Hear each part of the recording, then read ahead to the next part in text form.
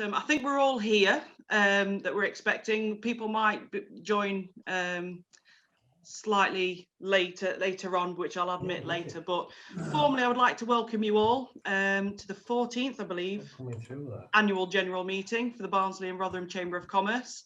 Thank you all for joining us. There's quite a few of us, so I believe we are quorate this morning or this afternoon. Thank you for attending. It is obviously a different way of doing this, so we really appreciate your cooperation this morning. No further ado, I might as well just admit one more person. There we go. May I just pass you over to Andrew Denniff, the Chief Exec, for the formalities. Thank you. Oh, well, thank you, Carrie, and thank you everybody for taking the time to join us this morning. I've just noticed on that old photograph that's in front of you, I've still got the same tie on. I don't know what that says, whether it's the same tie or not. I don't know. I think it's even the same shirt as well. But anyway, we'll move on. Yes, it's been a very, very interesting year, to say the least, for a lot of people. And whilst this AGM and all the reports and the accounts that hopefully you've had a chance to look at that are online reflect the period up to the end of March this year, I think it would be I think it would be inappropriate not to reflect on some of the events of the last 8 months, which have had obviously an impact on the way the Chamber operates, and also an impact on how our members operate, how our members carry out their business, and not put too fine a point on it, on the country and society at large. I am not aware, because I've been tied up with other things this morning, if there have been any announcements about the tiers that our region is going to be in. We'll be in tier 3 apparently.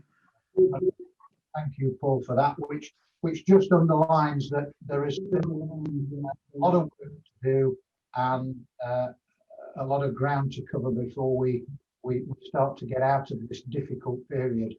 Having said that, there is a formal side to an annual general meeting. We have circulated some facts and figures and available the accounts to you. And I don't know if Carrie can just move on to the next slide. We'll just have to excuse us a little bit. This would normally happen like a well-oiled machine, but obviously, given the circumstances, doing this via Zoom, it's going to present one or two challenges.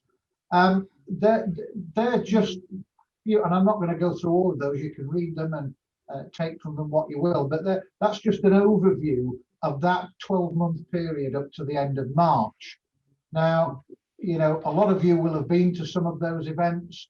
A lot of you will have attended and maybe had your own staff on some of the training courses. Some of you will have even accessed the export documentation service that we provide. And I know a lot of you will have accessed the Chamber's social media and got yourselves involved with that. I suppose in simple terms, that reflects a very active but a very successful year for the Chamber. And certainly in terms of the accounts, which we'll come on to later on, very briefly, the period up to the end of March showed the Chamber making a trading profit of just under £43,000 in that 12-month period, which is obviously more than acceptable as far as the Chamber's concerned. And you know, there are people on this call, and probably not the first time you've been at an annual general meeting, will recall some of the challenges we've had financially over years gone by. So in terms of the financial situation of the Chamber, certainly a successful year for us. And I think that's reflected probably more so in the strength of the Chamber's balance sheet. And again, those of you who have accessed the information that we've either sent out or the accounts that are online will see that you know, we've got a balance sheet now of just over 1.8 million. You will see in there is some provision for potential tax liabilities of about 300,000, but they would only kick in if we were to sell any of our properties and that would generate some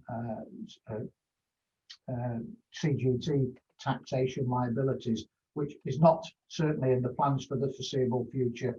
So a very healthy balance sheet of about just over 1.8 million that the Chamber has at the moment. And I think it would be remiss not to mention the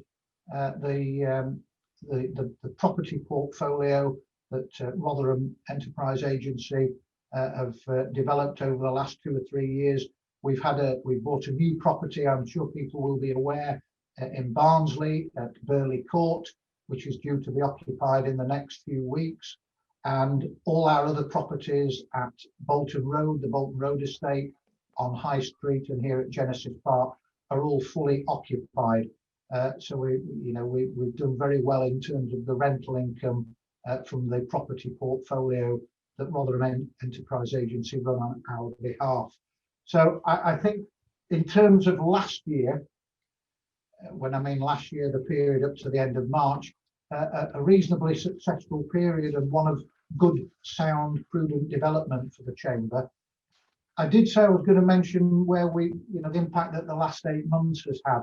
And I suppose I've got the kind of difficult bit of this, because at the end of this, Joada will hopefully look forward to a much brighter next year and outline some of the things that the Chamber is getting involved in for next year. 8 months ago, we didn't know we were going to be in this situation. When lockdown occurred, when everything suddenly kicked in, there were big concerns, not just for us as a business, but for a lot of our members across the region. We had to rethink how we were going to do business. We had to rethink our budget. I'm pleased to say that at the end of October, in effect, on a budget that was very prudent and almost working on a worst case scenario, we're virtually, as a business, in a break-even scenario, which is certainly a little bit ahead of the budget we set ourselves. So we're doing a little bit better than the budget that we'd set out for the year.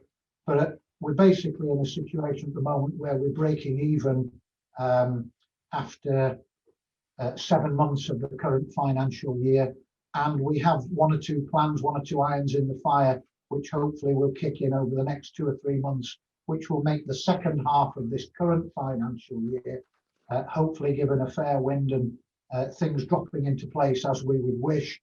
Hopefully we'll end up with a situation where we might end up with a very small surplus on the year, which I think, given the circumstances, is certainly going to be an excellent result for the Chamber of Commerce and its group of businesses going forward. We're already now beginning to look at plans for our business, plans for next year. Yes, we're actually beginning to do that now, and we're beginning to look at budgets for next year as well, taking into account all the events that have happened throughout the course of the last few months and what's likely to happen before the end of the current financial year. So in terms of where we are now, I suppose my simple summary is it could have been a lot worse. We have put in a lot of work behind the scenes. The Chamber has been operating since April certainly on reduced capacity. We've had certain numbers of staff on furlough to the period up to the beginning of August. We then got everybody back into the office, and then the tier 3 scenario kicked in. So we've had reduced operations at the office, opening 3 days a week. That again seems to be working well. All staff, if they're not in the office, are working from home. So we're maintaining those levels of service that members and our customers have got used to expect. And you know, we just have to react going forward as to, we've heard just now that we will be in tier 3 at least for the foreseeable, with all the challenges that will bring. But we're in a position now where we've got used to it, if I can again use that phrase, and we are managing and coping. We have a staff of 13 who've all been working out of the skins for the last 8 months. I have a very committed and engaged board of directors, and they've been more than helpful. And we've been meeting regularly probably outside the main kind of board calendar of meetings, but we've been meeting as and when. We've had various subgroups. Our audit and finance committee has been very active, and my thanks go to all our directors who are involved in the running of the chamber. I think one thing we have missed out on, and again we'll probably pick up this a little bit later on, is the representative council has not been able to meet as it normally might. We've managed to fit in 3 or 4 kind of catch-up sessions with our rep council, just to keep people informed and in the loop as to what's happening, not only within the chamber, but obviously with our engagement outside.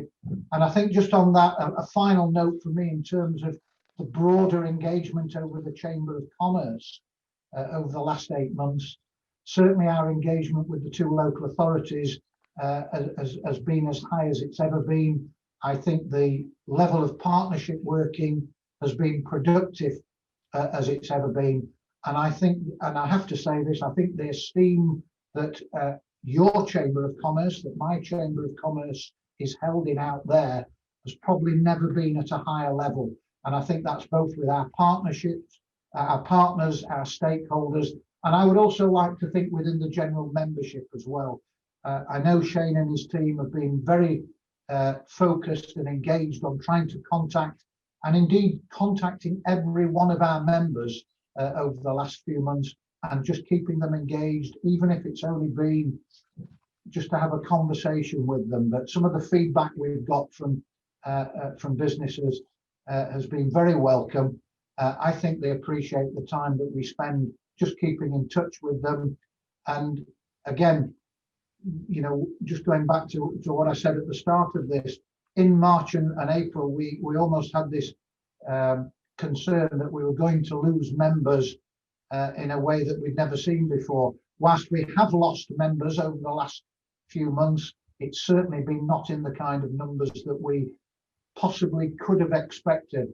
And I think the retention rate that the Chamber's held over that period has, again, been down to a lot of work that's been done behind the scenes, particularly with the membership team, and just keeping in touch with members, keeping them involved in what's been going on under very difficult circumstances.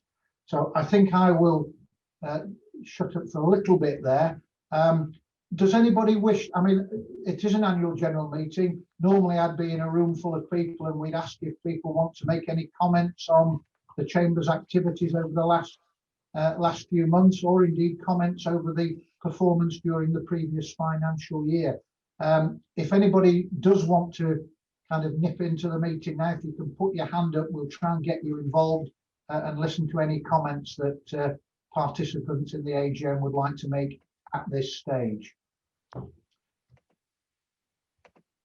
I don't know, have we got any hands up, Carrie, or can we move on to item 2? Not at the moment. I don't see anyone with any hands up. Right, well, item 2 on our agenda is to confirm the appointment of our president-elect. Obviously, Joada is halfway through her 2-year term as president, and as the Constitution asks us to do, we need to nominate a president-elect who will hopefully take over that role in 12 months' time. That is normally, and this year, again, whilst it's not been a normal year, there's no difference in the way we've gone about this. That is usually a choice between the 2 current vice presidents.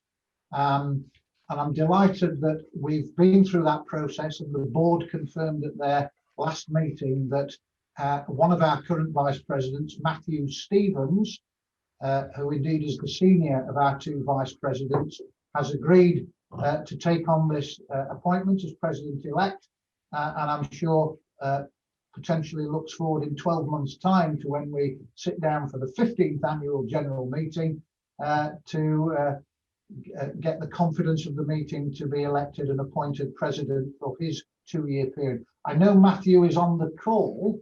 Yeah. I don't know, Matthew, if you want to say a few words at this stage. I think that might be appropriate. Yeah, thanks everyone, and yeah, I'm very privileged to be put forward as president-elect. I think I've had quite a long stint, Andrew, as vice president, haven't I? Well, circumstances and events and all that kind of thing. And Lisa did an extra year, as most people will be aware. So yes, it's probably about time, shall we say, Matthew? Yeah, and obviously I'll continue to work closely with everybody, and hopefully look forward to Joada handing over next November, when hopefully things are a little bit better. But look, it's been a very difficult year for everyone, and from my perspective, seeing how the Chamber have reacted, and particularly our president, has been fantastic. And I think credit to her, and obviously I look forward to continuing to work with you. Thank you, Matthew. Excellent. So there is a formal part to this, and because it is an AGM, can I just ask can we do a virtual show of hands that we as an AGM approve the appointment of our new president-elect, Matthew Stevens? Either wave your hands at the screen, or if we can put your virtual hands up. Thank you very much. And I'm hoping and I'm expecting there will be no objections to that appointment. Thank you very much. And there aren't. Thank you very much, and good luck with that, Matthew. And again, thank you. I know we've talked a lot over the last few weeks about a great many things, and I'm sure we'll talk about a lot more in the next few months. But thank you for your commitment to the Chamber as well. Okay, so if we can move on just to, I did mention about Rep Council a little bit earlier. We've not really had the format of meetings I certainly would have liked, and I'm sure members of Rep Council would have wished for over the past few months. But we do at this stage because people's appointment to Rep Council is a 3-year process. So Carrie, if you could move on, just to, you'll see there that a number of people on the left-hand side have been reappointed. And I'll just very quickly run through. I don't know how many of those people are actually on the call, but Anne Wilson-Clive, who I do know is on the call, Frank Clare, Glenn Banks, Mike Brook, Paul Clifford from Barnsley Council, Pete Salisbury and Trish Smith. They are all reappointed onto the council, and we've had since the last AGM 3 new appointments. I certainly know Mike Smith's on the call. Mike is now doing some work with Rotherham NHS Trust, and we've had certainly conversations over the last few weeks in terms of how the Chamber engages with the local NHS Trust in Rotherham during what is obviously a very difficult time. And then we've got Peter from the Junior Chamber in Barnsley and Sarah, who joined during the course of the past 12 months. I am aware we've had inquiries from a handful of members, some of which I know are actually on this call and listening into what we're saying at the AGM. We will be coming back to you after today's meeting and just formalising your appointment, and hopefully you'll be able to attend the next representative council as and when we get a date for that going forward. So again, my thanks to everybody that's been involved with Rep Council, particularly those who are now being reappointed, and I also look forward to those new members coming on to council and getting involved in the wider activities of the Chamber. All of our board members, indeed our current president, our newly appointed president-elect, all started by taking that first step to joining the Chamber's Rep Council a number of years ago when they first got involved, and who knows where that journey will end up for some of those people joining this time round with Rep Council. So again, thank you for everybody that's been involved with the Chamber and gives of their time to the council's activities. So we now move on, I think, to the annual accounts. If we can, thank you very much, Carrie. There is a summary which has been circulated. It is in essence the balance sheet. I did mention that earlier. The full accounts have been up on our website. They have been approved and been through the scrutiny process with our audit and finance group, and they've also been through and been approved by the board.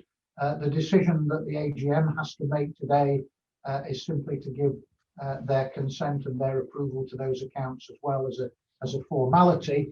But there is also the opportunity, as ever at annual general meetings, to either ask questions of the accounts or to get any queries answered.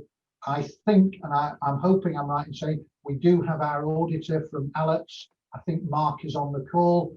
I'm also hoping, is Michelle on the call as well? I'm sorry, I've not got a list of participants. I think we've also got the chair, Paul Walker, our audit and finance. So we have our in-house experts on the call. If anybody has any questions on that balance sheet in front of you, or indeed the full accounts, which, as I say, have been made available and are in the public domain now, would be more, well, we'll try and answer them, I think, and we'll do our best to answer any questions. So there is now that pregnant pause at AGM where I ask, are there any questions of the Chamber's annual accounts? And again, if you can either wave at the screen or put your virtual hand up. I'm not aware of any other movement on the screens I'm looking at, or indeed hands going up. So I'm going to take it that the AGM does accept those accounts. Again, can I just show, again, by show of hands, that you are comfortable with those accounts as presented and as signed off and approved by our board? Okay, thank you very much. And I suppose one does have to ask, are there any objections to the accounts? If not, forever hold your peace. I think it is, my final comment is, I mean, that just looking at that in balance sheet in front of me now, again, that's a very, to me, and having gone through the recent history of the Chamber, that is a very healthy balance sheet with more than suitable cash reserves in there, and some very viable property assets that are included in those accounts. So it's a good place to move on from, I think would be my phrase. Okay, talking about moving on from, that's enough from me, I think, for this portion of the AGM. I'm now going to hand over to our president, who is very proudly wearing her badge of office. She's had very few occasions on which to wear it during her term of office. But two. Two occasions. We attended a function at the Cutlers Hall in March, which I think was the last one, and today's the second time. So, with Joada's looking forward to the year ahead, which hopefully will be a lot more exciting than the year that we've just gone through. I'm going to hand you over to Joada, our president, to kind of round off the AGM for this year. Thank you, Joada. Thank you, Andrew. Well, firstly, thank you for your support, because that's what we've all needed. Everybody's needed to have just that network around them, somebody on the end of the phone, just to get through the last 8 months. There's no way that 2021 is going to be harder than what we've just gone through. And I say that because as businesses, we are entrepreneurial in our thinking, which means that 2020 has been a year where we felt out of control because we didn't know what we were dealing with. I think 2021 is going to be difficult. However, we know what we're working with now. We have definitely got more control moving forward, and looking at the next year, this is where the business community is even more important, because as we've seen historically, it will be the business community that pulls us out of this. We're going to see high levels of unemployment. We're going to see a lot of unpleasant movement continuing, but it's the business community that will help kind of rise from the ashes, because that's the way it works. We've got some amazing opportunities. Andrew mentioned earlier on some projects that we're working on, and most of you will know that we are running the Kickstarter program, and we've got an amazing amount of applicants for that. So we've got 250 applicants already, and more that are on waiting lists, and they've come from over 100 employers. So that says to me that our business communities are looking ahead, they are looking at opportunities, they are trying to bring people in to create more opportunities for their business, and they're also focusing on upskilling our local community, because the last thing that we need is another skills gap. So again, yes, we need to plough forward with our businesses, but we need to take the community with us, the whole business community and our local community. We've got an opportunity to bring people in off universal credit, skill them up in our companies, which is amazing. I've grown staff that have come through my company with very little qualification and have ended up being some of the best members of staff that I've had. So let's use the opportunities that we've got. Let's use the Kickstarter to fill our businesses with additional resources and to upskill people in your teams, and celebrate some of the successes. I want us to really think positive about what's coming, simply because now we know what the situation is, and I'm hoping that we're all going to be able to ride the wave.